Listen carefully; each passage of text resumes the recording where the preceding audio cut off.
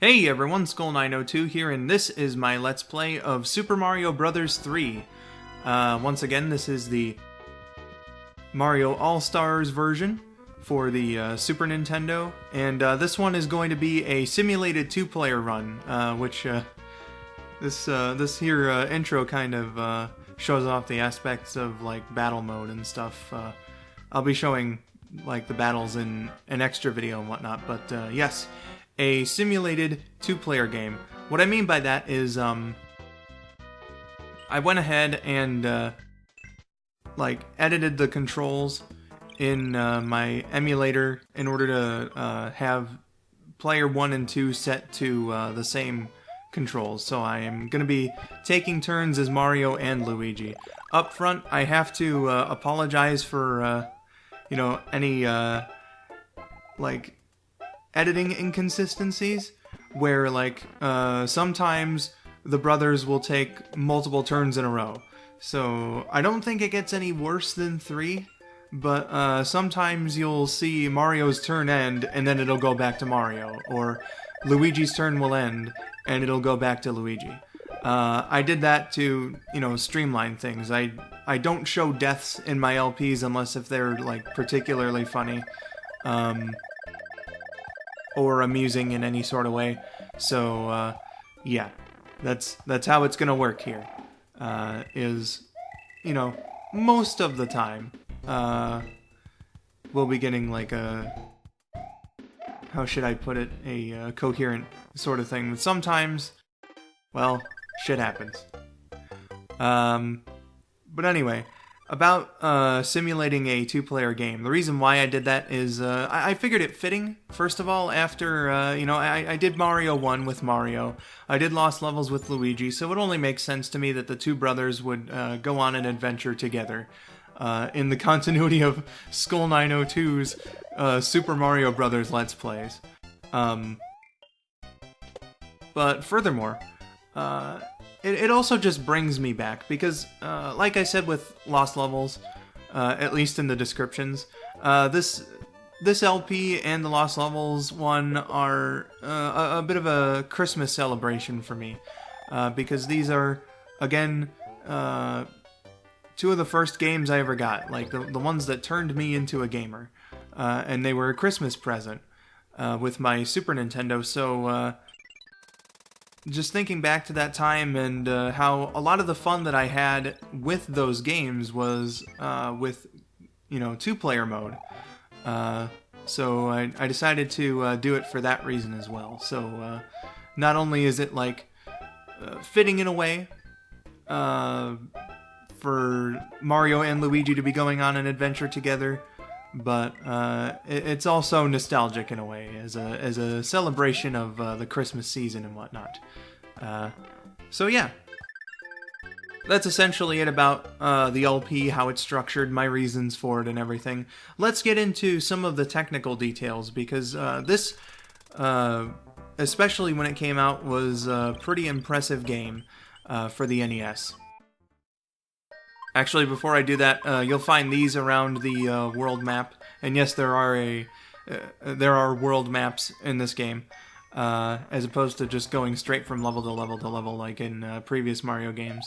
A lot of changes to the formula in Mario 3, new additions and everything like that. So yeah, Toad houses, essentially, you pick one of the boxes and you get a power-up. It's the same power-up in all three of the boxes. It doesn't matter which one you go for. I typically go for the middle one anyway, because, I don't know, that's what I'm used to. And I didn't even find out about the whole middle power-up thing until very recently. So, yeah. But it doesn't matter which one. If you go in there, it is RNG, the power-up that you'll get, most of the time anyway. But Toad gives you a power-up, and you just choose the box that you want the power-up to come out of. Geez, so what was I getting to? The technical aspects of Super Mario Bros. 3 here. This was a game that probably pushed the NES a lot. In fact, they had to make new chips. Think like the Super FX chip, but I think it was only used for this game. They had to make a special chip in order to make this game work. And there's plenty of things that show for that. For example, the status bar on the bottom. I'm bad at the match game, by the way. Please don't fucking kill me. And I included the losses because it's something done on the map, and I can't exclude things that are done on the map. It's for continuity reasons. I'm sorry. I suck at the game. I know I suck at the game. Just anyway, the status bar on the bottom, like I said before, is one of the reasons, or one of the things that you can tell the game's pushing the NES's power with, because in most games, like in a standard cart, you have to have the whole screen scroll at once. So it's a part of the screen that stays stationary while the rest of it scrolls. Speaking of scrolling, another thing about this game was that it's the first platformer, according to TV Tropes, to introduce diagonal scrolling. So it scrolls in all directions. And it does it seamlessly, too. For example, you might notice in, like, and I've been saying for example a lot, in, like, Mario 2, the first section of World 1-1 in Mario 2, and I know there's a falling section in one of the classic Mega Man games, for example, where, like, you reach the bottom of the screen, it stalls for a bit to scroll the screen down, and then it continues. But in Mario 3, it's all just one smooth motion. So this game was very technically impressive for an NES game. Released in 1988 in Japan and 1990 in North America. 1991 in Europe.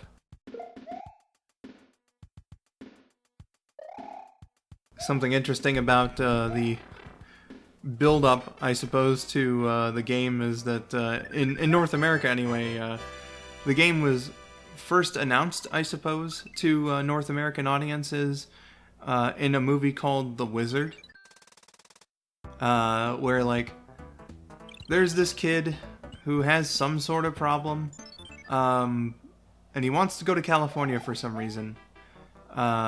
His brother and some girl take him from the hospital he's staying at so that they can get him to California. And in order to build up money to fund their trip, they get the kid to play video games and whatnot, because he's like a video game master. That's why they call the movie The Wizard. So little Jimmy, I think his name is unbelievably impressive at video games, and it gets him entered into a competition.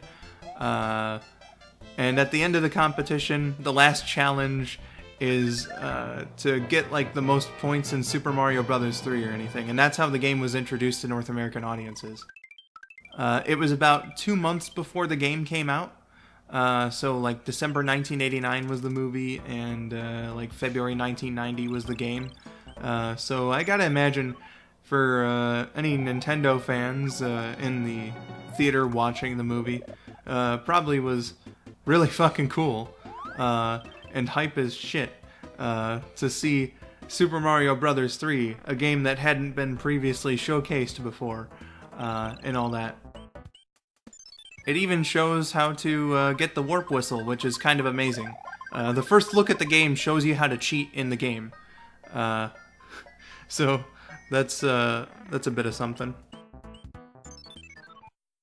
But anyway, let's get on to the castle levels, because the plot of this game is a little bit different than that of the other games. Still simple, but basically there's these 7 countries, and Bowser has sent the debuting Koopalings out in order to take over these lands and turn the kings of said lands into various different animals.